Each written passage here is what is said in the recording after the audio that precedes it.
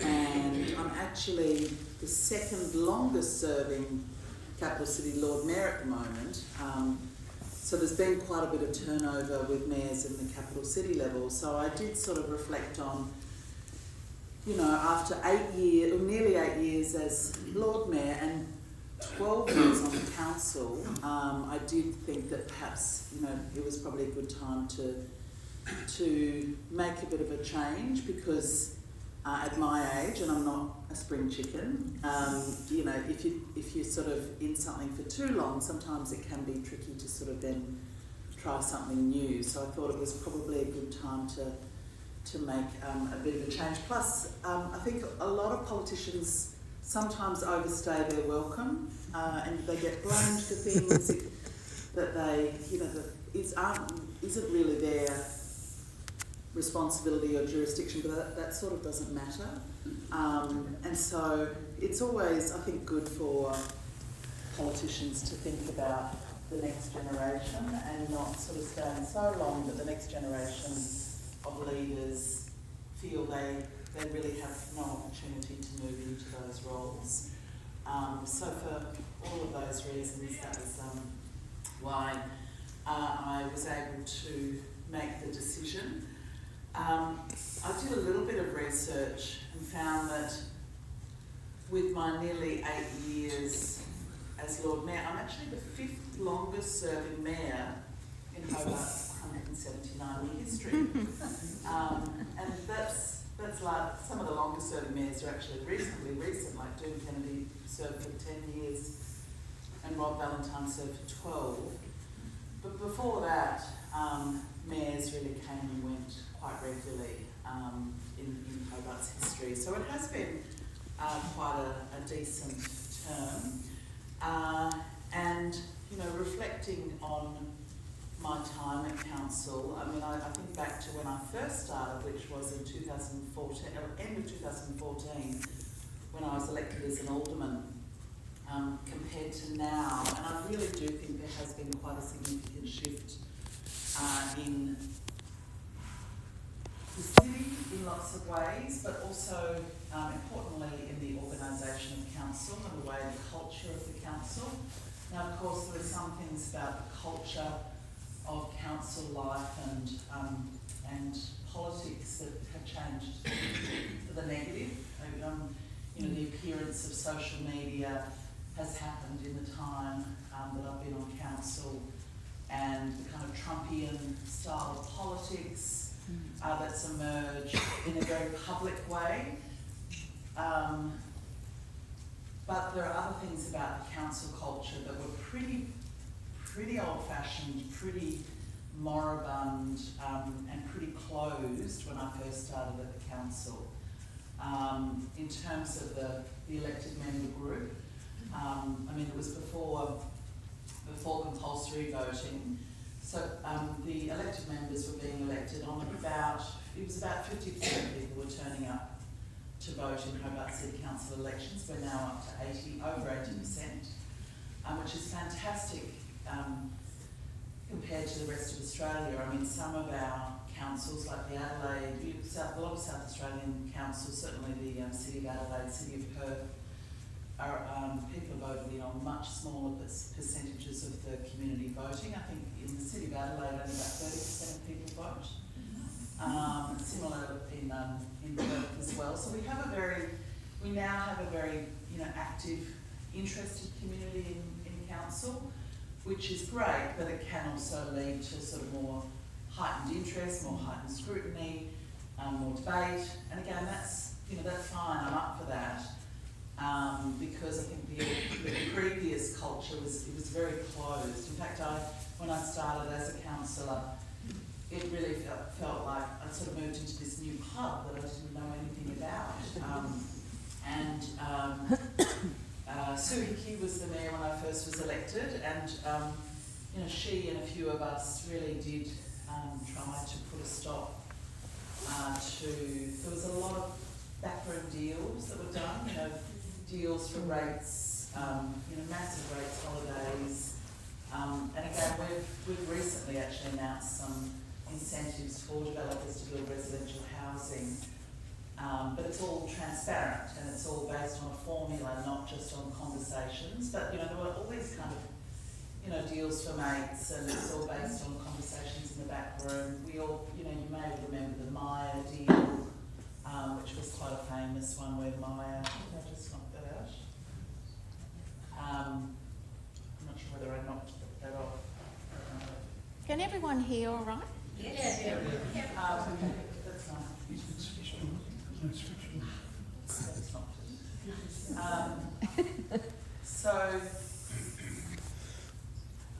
yeah, I think there was that, there were all the sort of, all the strange perks that just seemed very, very odd. I think all aldermen for life, like even after they left council, got free membership to the aquatic centre and the free parking cards and the dinners that used to be served after council, like after a council meeting, even if it finished at like 10 o'clock, which a lot of them did in those days, they really dragged on.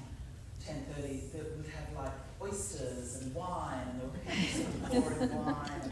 And now we just have, you know, we just have some pasta in a side room, and you know, we sort of obviously provide some dinner for people on council meeting nights. But it was, you know, and I guess it was also symbolised by the fact that the, you know, the mayor had a chauffeur, chauffeur-driven car, which was one of the first things that I did and said that I was going to change.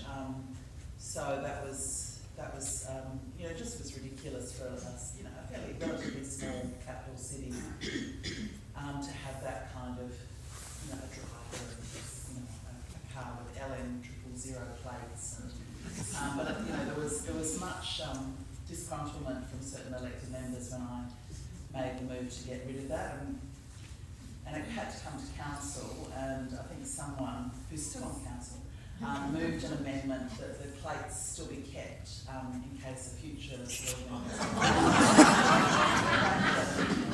bring back the special plated car. But yeah, those kind of things. There was also very little forward planning, strategic planning from the elected member group. And so even things like grants, you know, there was no sort of grants program, so the grants were sort of like, you had to know that you had to, you could ask. So I felt that the council was very well suited to people that knew about council, but less well suited and less sort of transparent as to how things worked. And you know, there was almost there were no communications staff. Someone would be employed if there was a crisis. PR consultant would be put on, but there was no sort of strategic communications or, you know, community engagement platforms or any of that sort of thing. So, you know, I think one of the things that's not necessarily well known and may not be immediately apparent to people is I feel like some of that modernisation of the council's culture and just its kind of institutional normality, in a sense. It's become a much more modern organisation and yeah, more ambitious too. I think, you know, I remember one former Lord Mayor told me that, oh look, we just don't, we don't do new things, we just maintain old things. And, you know, we haven't actually, there's been no loans taken out by the council since I've been mayor, except for one during COVID when because councils didn't get JobKeeper, so we literally didn't have any money to pay. Like we got to the point where we didn't have any money to pay staff their wages, so we had to take out a loan for that. But that's the only loan we've taken out in the 8 years I've been Lord Mayor. But you know, through more, I guess, careful management of the budget, we have been able to actually invest in new things as well as just do the maintenance of old things. There's still more work to do in that space, like to have a really good asset management plan, because the council has, I've forgotten how much it is, over, it's between 1 and 2 billion, I think, of assets that we have to maintain, and that includes amazing places like the town hall, and we really do need a plan because councils simply don't get the sufficient taxes and grants and things to actually really do, to do justice to all of those assets. I mean, I would love us to really have a major refurbishment of the heritage aspects of Town Hall and City Hall for that matter. So we do have to pace ourselves. So in terms of where I'm heading to, so I am going to a role, so with the, it's a new initiative. I guess it's a startup initiative, and it's quite a fast project. It's to deliver more rooftop solar and storage, so solar and batteries, to more homes around the world, particularly in the countries where they're fast growing, where energy demand is growing, but there isn't necessarily, they haven't locked themselves into big power stations and big transmission infrastructure, so that they can sort of jump over that stage of development and move straight into having more rooftop solar and storage. So in the world, at the end of 2026, we estimate, it's really hard because nobody's actually counting solar PVs and rooftop household solar. No one's really counting it accurately. But we estimate by the end of this year there'll be about 150 million solar rooftops or homes with solar on top in the world. And the goal of this new initiative is to double that by 2030. It'll probably, as far as business as usual goes, it'll probably be about 200 million by 2030. So it's certainly heading in the right direction, but we really want to make sure that that more is deployed. If we can get to 400 million by 2030, that'd be fantastic. But that's our sort of goal at this stage. And the people I'm working for are the Global Association for the Solar Industry. So 97% of the solar industry, including different national associations. The association in Australia is called the Smart Energy Council. They're a member of the Global Solar Council. So they're represented by this organisation, the Global Solar Council. So it's a trade association, in a sense, or an industry association. But my job is to not just work with the solar industry, but to bring in other allies to help deliver this goal. So that includes national governments and MPs. So we're working with a group called Climate Parliament, which represents MPs in about 120 countries who are very interested in climate action. About 2,500 MPs are part of that organisation. And then also the Global Covenant of Mayors for Climate and Energy, which is a bit of a mouthful, or GCOM, and I've been on the board of GCOM for a number of years, and that represents cities that have made a commitment to taking action on climate change, and that's about 14,000 cities around the world. And then there's also consumer groups like Solar Citizens, which some of you who've got rooftop solar and storage may be part of, and they're looking to basically scale up their model of citizens who've got solar being more active in other parts of the world. But effectively it's trying to replicate the Australian success story to countries like Brazil, Philippines, Indonesia, Kenya, Mexico, like these places that are in what you call the Sunshine Belt, that are also rapidly growing populations and economies.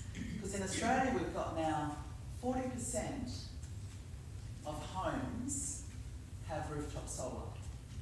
Wow. And a growing percentage of them also have a battery because of this new battery rebate, whereas in most countries it's more like 3 to 4% of homes. Wow. So Australia is actually a remarkable standout in the world. There's only, I think there's only one other country that's similar, which is the Netherlands, which has done some very, very rapid work recently because of the Ukraine war. But we are quite remarkable, and some of that, of course, has been driven by government subsidies, but some of it is also because of our climate and the pattern of our development with sort of separate homes. So it's really trying to take that Australian success story and replicate it in places of the world that are otherwise going to be moving to sort of other types of power. that aren't necessarily as affordable or as accessible to people to have their own source of energy independence. So that's my job. So it's quite a big job, and it'll be interesting, and will certainly bring me into a whole new world of knowledge and contacts and activities, which will be very interesting, academically or intellectually interesting in lots of ways. What time are we at to? So we're 25 past 10. I don't want to talk too much longer. I guess I'll just talk very quickly about, I'll just list really what I consider some of the things I feel happy that I've been able to achieve. And again, these aren't individual achievements, these are with the council staff. But as Mayor, some things you really do have to keep pushing, because I think what people don't see is that, while council organisation can be is an amazing asset and does incredible work in terms of the staff, I don't have, I'm not allowed to literally tell staff what to do, so you do have to kind of try and bring a bureaucracy with you. Sometimes bureaucracies are slow, sometimes they aren't on the same page as you. Same with council decisions have to be a majority decision, so it does take a lot of work to actually get sort of results. And so when I came in, my slogan when I was elected was leadership for a sustainable, caring and creative Hobart.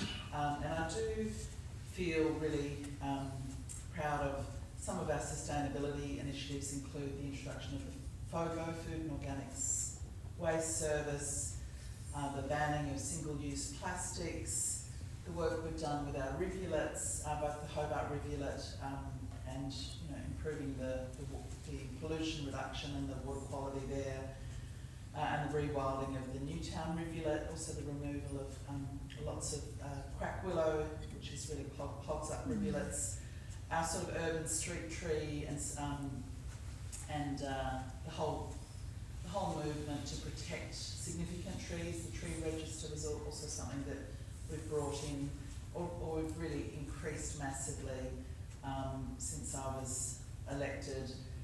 We've got a really fantastic climate plan that, again, I'm not going to be able to see it all implemented, but I hope there's a really great basis for future action in that space. Been a strong advocate for better public transport, and which has been, again, very frustrating and challenging, but that's not really moving as fast, and that's the state government responsibility. We've secured $20 million for 3 ferry terminals, which have been slower than I would like to see built. Again, I won't go into all the boring details, but but that will happen, or we'll have to give the money back, but I hope that project, having 3 terminals, kind of helps push the state government to deliver services to those terminals. I've done a lot of work in bushfire risk, both improving the work we're doing with our fuel breaks and our fire trails, but also a lot of around community awareness, programs for communities to actually reduce their own risk. A lot around housing,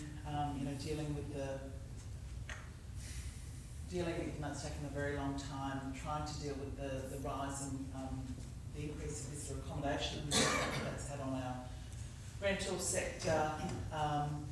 Approving quite a lot of new medium density housing, particularly in the city, and having a central Hobart plan for the development, a more organised way to approach development rather than sort of dealing with random projects as they come in.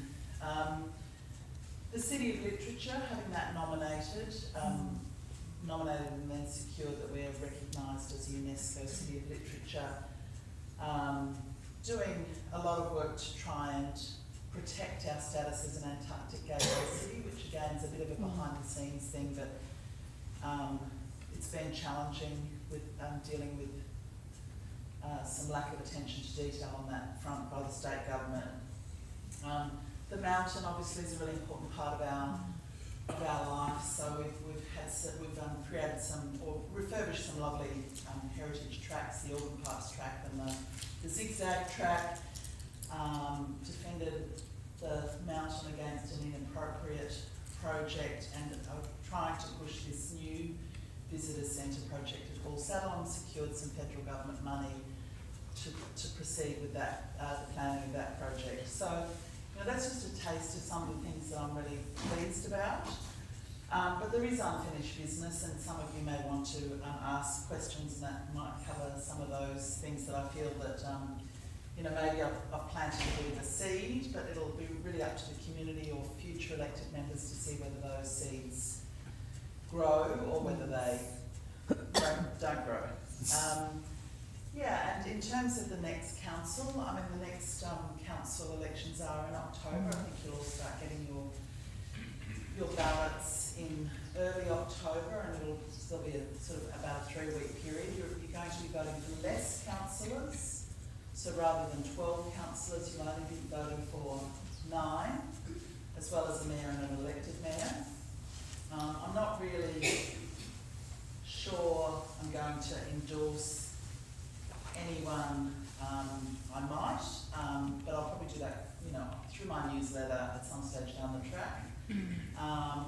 But I just encourage everybody to really look at people's record and who they're voting with, whether they're basically just, spent the term complaining about or attacking other people, or whether they've actually actively tried to, use their amazing privileged position of being a city decision maker to actually try and achieve things.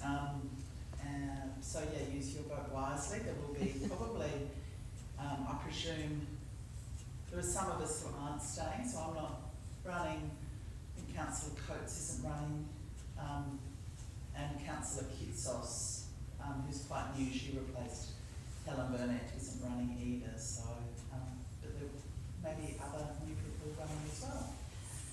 So with that, I'm now ready to hand over to all of you to see if you've got a question or a comment that you'd like to make. Okay, I'll run around with the microphone, starting here. Okay. I'm new to Hobart of only a few years, but even still, I would like to thank you for the work that you've done, because as a relative newbie, I really appreciate it. Can I turn to your future position? I'm just curious to know, given that you'll be going to a whole lot of different parts of the world, but possibly using Australia as a model, in Australia we've privatised our utilities. We've privatised water, we've privatised energy, and there is some thinking that that was a good thing, and some thinking that that might have been something that lacked foresight. So I'd be curious on your view on the privatisation of energy and indirectly in a hydro state water, and whether you're going to consider models other than the privatisation model that we have adopted. Thank you. First thing I need to say is I'm not an expert in the energy sector, so I'm learning a lot rapidly, and in some ways I bring a fresh set of perspectives to a lot of my colleagues who are very deeply into the technical side of things. That said, yes, you're right. Some, like for example, Indonesia, which probably it's got a tiny portion of household solar. It's like less than 1 or 2% of homes have household solar. Their electricity utility is publicly owned, heavily subsidised. Is that a good result for the country, the consumers? I don't have enough detail, but I do know that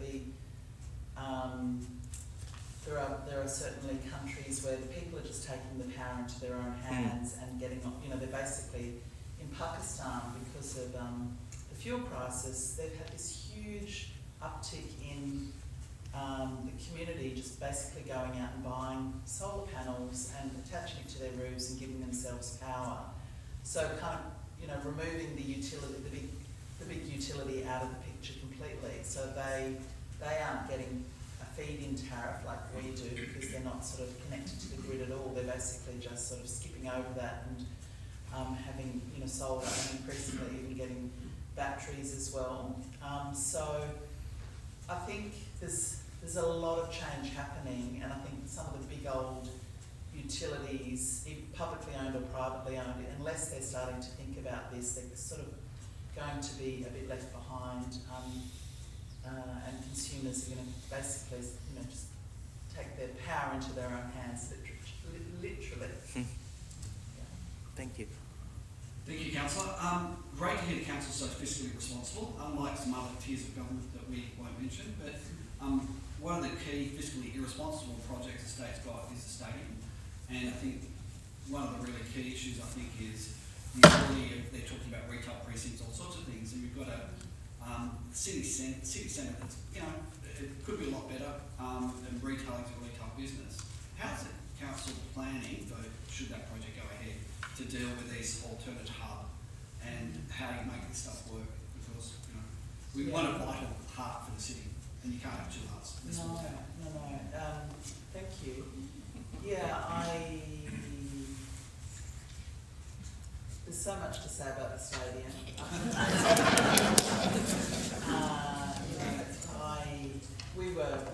As a council, we took the advice of the Independent Tasmanian Planning Commission, who recommended against it.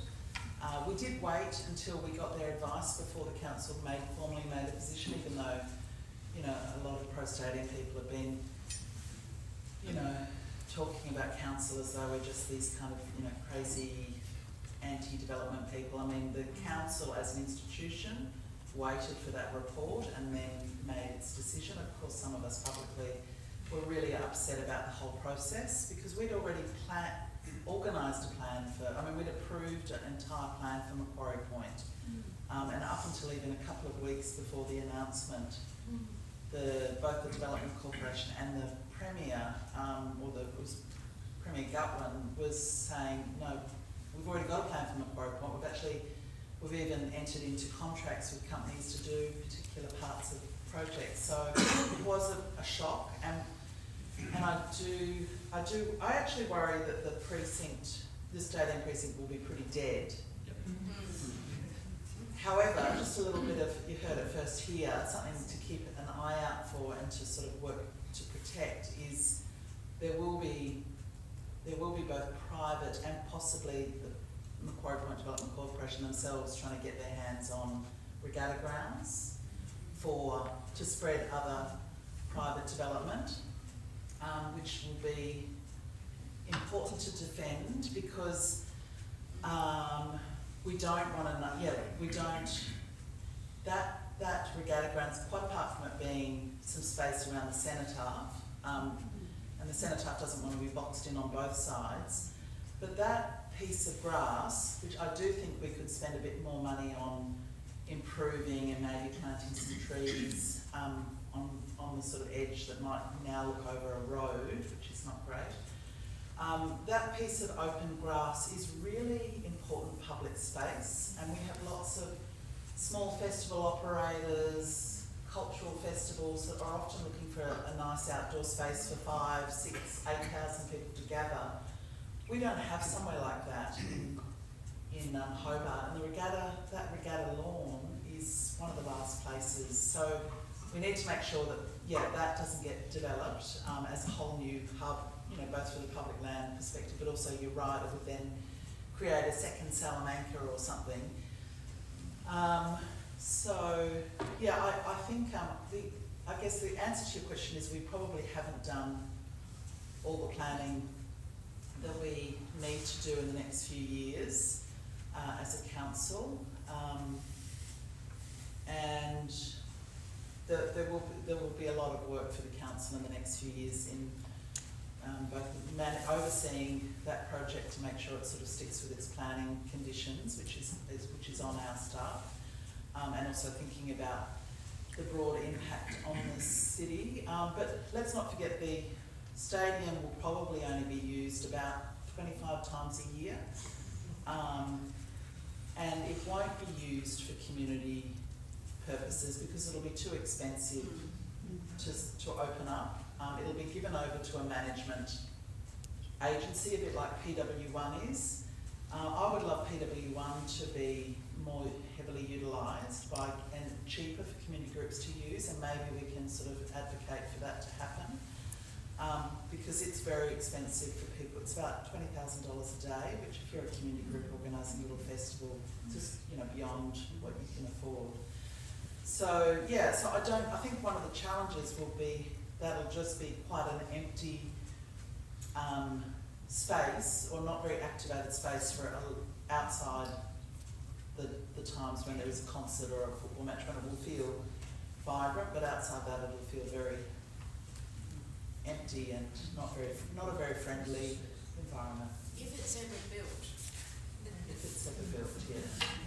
With regard to the mountain, would its governance be helped or hindered if it became a national park? Yes, a really interesting question. I remember going to a cable car rally just before the 2018 election, and Richard Flanagan in his speech, and everyone cheered, was this should be a national park. I think a lot of people that in the ideal world, it probably should have that status because it's a special place. It was once on the National Heritage Estate, I think it's called, particularly for the geological heritage more than the sort of vegetation. But I think there's also, people are a bit nervous about, well, what does that mean for, the resourcing of it, the way it's going to be managed. National parks in Tasmania have got very limited funding. So my preferred model, I do quite like the idea of it being a national park, probably above the springs. Below the springs, I'm not sure it would sort of meet that criteria, enough of the criteria for a national park. We want to ensure that it can still be used for dogs and some of the things that people like to use the foothills of the mountain for. I think in the short term though, I think the Wellington Park Management Trust and the legislation is fine with two changes. One, it needs an independent board with a complete overhaul of who's on the board, including a more ambitious, skilled kind of park management type of chair, and people that have got some independence and ability to actually do interesting things and make decisions. At the moment it's sort of the state government representatives who have the numbers are kind of just, they're bureaucrats and they're not allowed to make certain decisions. So it's not like, for example, the Botanical Gardens Board, which is much more independent. So you could do that and you could give it some money. Those two things would be a real improvement that you could do right now, and maybe think about the national park down the track. Question? Yeah, hello. About homelessness. Finland and Singapore have shown that it's a soluble problem. Even though Finnish building costs are much higher because of the extreme cold. After arguing that it's socially and economically rational, truly arguing that. So why do all Australian governments find it so impossible to solve the problem? Why don't they learn from Finland and Singapore? Yeah. We have a top Singaporean architect in Hobart. Why doesn't anybody talk to him about the problem? Yeah, I actually was in Singapore about a month ago, and I was actually quite impressed with them as a government because they are a small place. Sometimes small places can produce really good sort of governance outcomes. They're very outwardly looking in the world, but they're very protective of their population. They're an ageing population like ours. They've got this very big public housing stock. So yeah, I think that is fundamentally the problem, is that the Australian governments, state, federal and even probably local, stopped investing in the actual building of public housing and really outsourced everything to the private sector, and expecting them to kind of provide affordable housing, which they're not going to, and the community housing providers, which are big companies now, and I you know, they do some great work.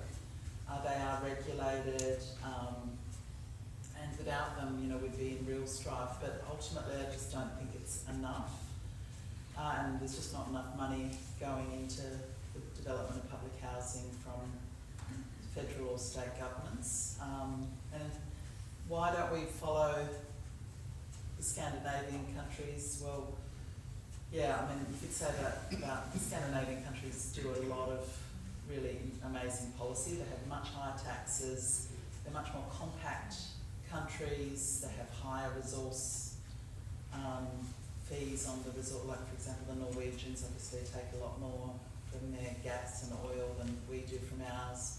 There's so many reasons why they're ahead of us, and I can't tell you why we don't follow them more culturally. We've always followed England and the US in terms of politics. But I do think some of the challenge is the way we've developed our cities, and we are a very big country, a spread out country, so a lot of public money has to go into, you know, maintaining the infrastructure spread, all the, you know, the roads connecting the country in, you know, over vast distances is, you know, does have its impact on our federal budget in particular. Speaking of Indiana, I'd like to talk to you about the Battery Point Access Way, and I'd like to know what remaining barriers there are to progressing that project, what steps are required to move further forward, and how the council is going to engage the community as the project develops. Thank you. This is one of my disappointing unfinished business things. Connecting Sandy Bay to the city via a riverside walkway has been raised in sort of strategic planning documents in Hobart since the 1970s. You know, and so many cities have riverside walkways. It would just make the access so much easier. It would be a beautiful tourist walk, but just a really nice promenading place for locals as well. So just before the last election, Councillor Dutta moved a motion, Councillor Mike Dutta moved a motion to get it sort of back on the agenda. It had sort of fallen off the agenda, moved it back onto the agenda, and work eventually started on that. I think a lot of our staff have been a bit, I don't know, maybe just not as passionate about it as the elected members. So sometimes if the bureaucracy is not really behind something, they can slow things down. The staff that were responsible for it first started trying to talk to all the property owners to sort of get them on board. All the design work was done by Jim Gandy, who's got this group called Friends of Battery Point Walkway, and Jim, some of you may know, is one of our best design engineers. He's retired now, but he, I think, might have done the Forest Dome, the Forestry Dome, and a range of other projects. Anyway, it didn't take long before basically we worked out that there's quite a complicated sort of governance structure around some of those jetties and boat sheds and things that have been put in. They're all on Crown land, and they've all got Crown licences, which means that the State Government Minister for Lands has the right under the Crown Lands Act to adjust those licences or remove them completely in the public interest. for a public purpose. So it's very much within the state government's purview to do this, but because some of the key people are very, well connected to the government and influential people in this community, the government, I don't think, wants to do that. So initially that really has slowed things down, and I guess our staff are they try and work with the state government, so when they get a sort of, oh, we're not really keen on it, they initially just go, oh, okay, they're not keen on it, let's move away. Whereas some elected members are like, well, no, because this is in the public interest, and of course Crown land licences must get adjusted all the time in the public interest. Why is this different? Why are these people special? So we've still got to have that debate. That hasn't really come out publicly yet. Maybe that can come out publicly in the next few months before I finish at council, or maybe it'll be afterwards. But needless to say, it's been a really hard project to sort of keep moving because of sort of bureaucratic inertia and because of a reluctance to kind of really challenge the state government to use the power they have. And I think our staff are thinking maybe there's an easier pathway, which is to go back out into the, further out, which I think will be a more expensive option, and potentially will run into the same people objecting to it as Jim Gandy's model, which is quite a simple, quite cheap. It's basically where the high tide and low tide meet. And it's not a expensive or a particularly fancy walkway. It's not like some of those Brisbane ones which are sort of way out into the river. So I do like his model, but it will involve the state government having to amend some licences, and that's our challenge at the moment. Hannah? What can we do to progress that? I'm happy to circulate. There is a group called the Friends of the Battery Pond Walkway. I've said to them they really need to, it's really just two active people at the moment, David Hawke and Jim Gandy. There is another one, Fiona. But they sort of need more people to help them, because I've said, some of this should be discussed in a public meeting. But the community kind of can drive that. It can say, we want to have a meeting and we want to hear from Jim Gandy on why he thinks this thing works, and we want to invite the minister responsible. And some of this needs the community's passion to help. Which again, maybe I'll join that group once I'm not an elected member. I think you're going to join a lot of groups. Yes.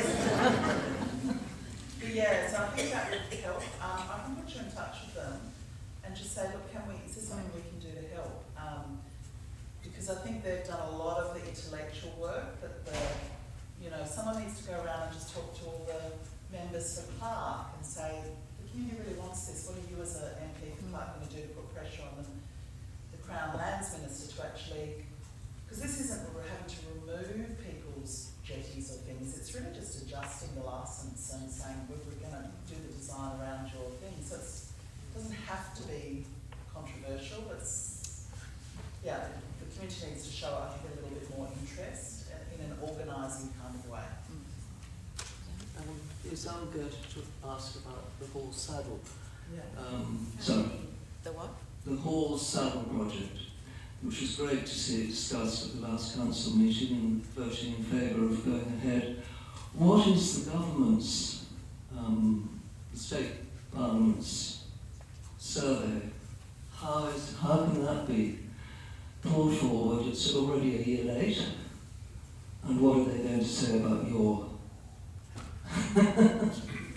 This is one. So we tried to be not oppositional to when the state. It was Eric Speaks when he started that said he was going to do this review of the mountain. And rather than just saying, oh, we don't like it, we said, okay, we'll work with this, and we advocated to get our CEO Michael Stretton on the key committee, and he's a very effective bureaucrat, works behind the scenes, gets on well with a lot of state government people, and I think he was feeling that it's sort of heading in a pretty good direction. It was about utilising the assets we already have, not trying to do anything dramatic like new roads and cable cars and things, but just let's try and make the system work better with the road we've got and the haul saddle and these sort of things. But also there's lots of other issues on the mountain that need work. Anyway, he is now very frustrated because he keeps saying you've got to brief the council on your plans, and he just can't get an answer from them. And he's saying like you can brief the council in what's called a closed meeting, which means that we cannot talk about it and it remains confidential. But they're even saying they don't want to do that. So it could be another one of these situations where we pick up the newspaper and find out that the government says they want to take the land from us. I don't think they want to turn it into a national park. They may want to turn it into a state reserve, which would be the worst possible outcome in a way. But this is, Minister Felix Ellis now. I don't know why he's got it. He's the Minister for Business. So it's as you can possibly tell through some of my speech, one of the challenges with this job has been dealing with a number of things with this government. And this is the state government, and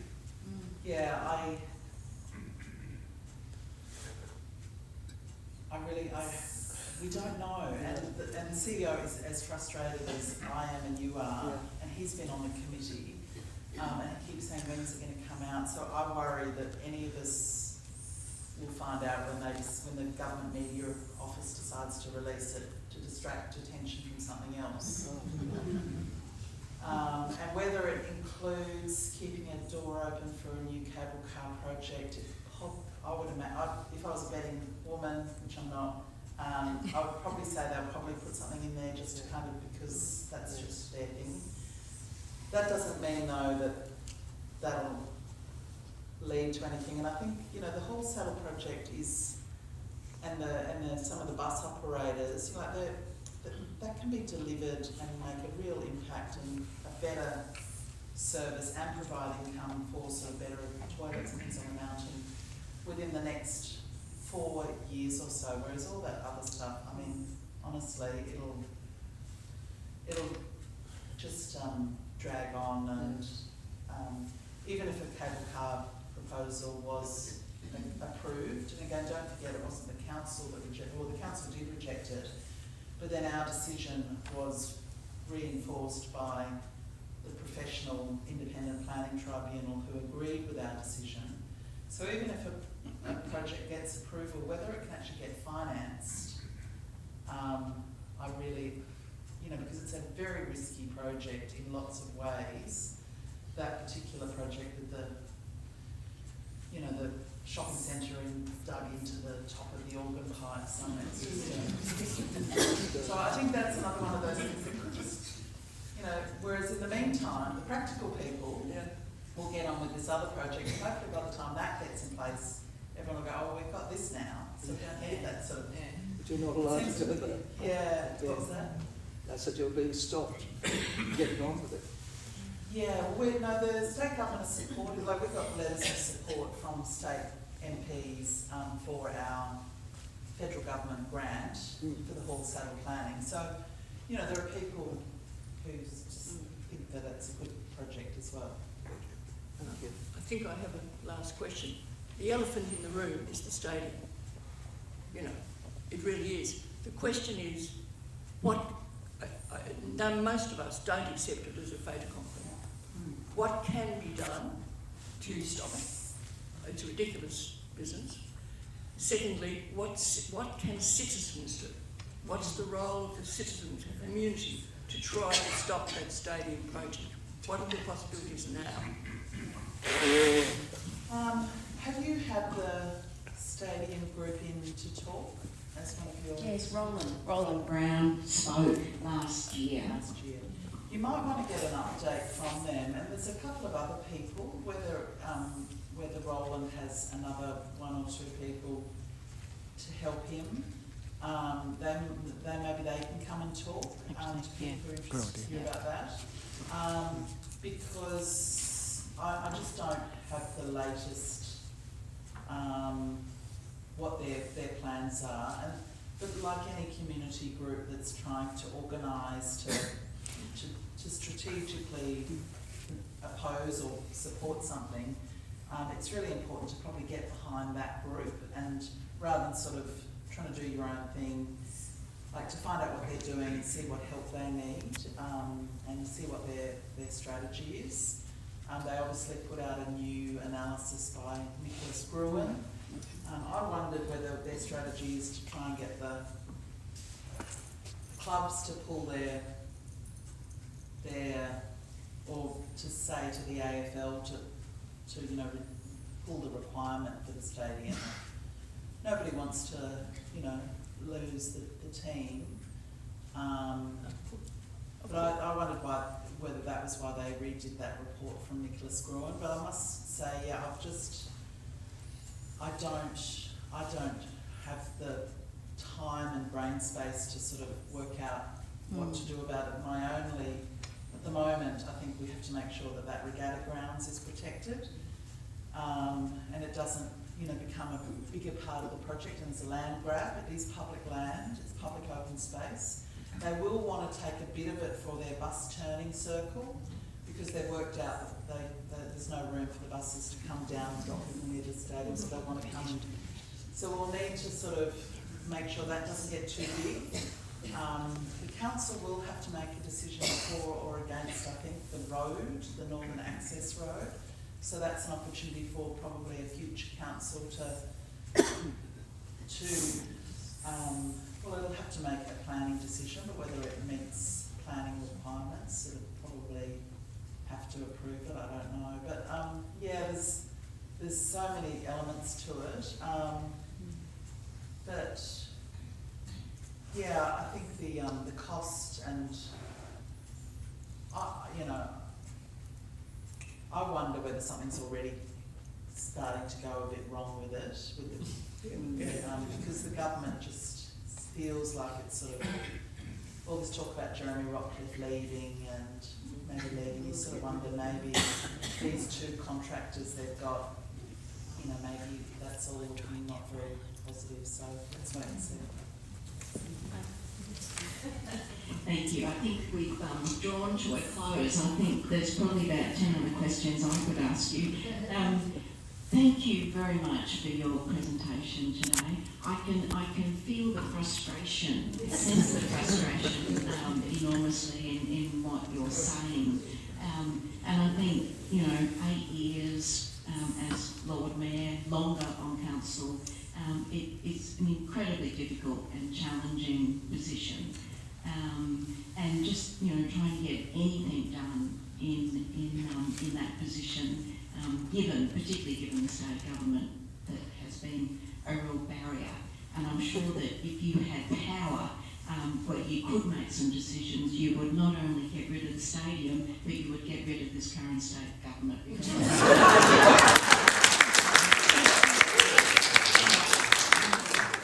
really look forward to having you return to Year 3A Hobart to talk about your new role and the achievements that no doubt you will achieve across the world with solar panels. So thank you for being our Lord Mayor for the last 8 years. It's been wonderful.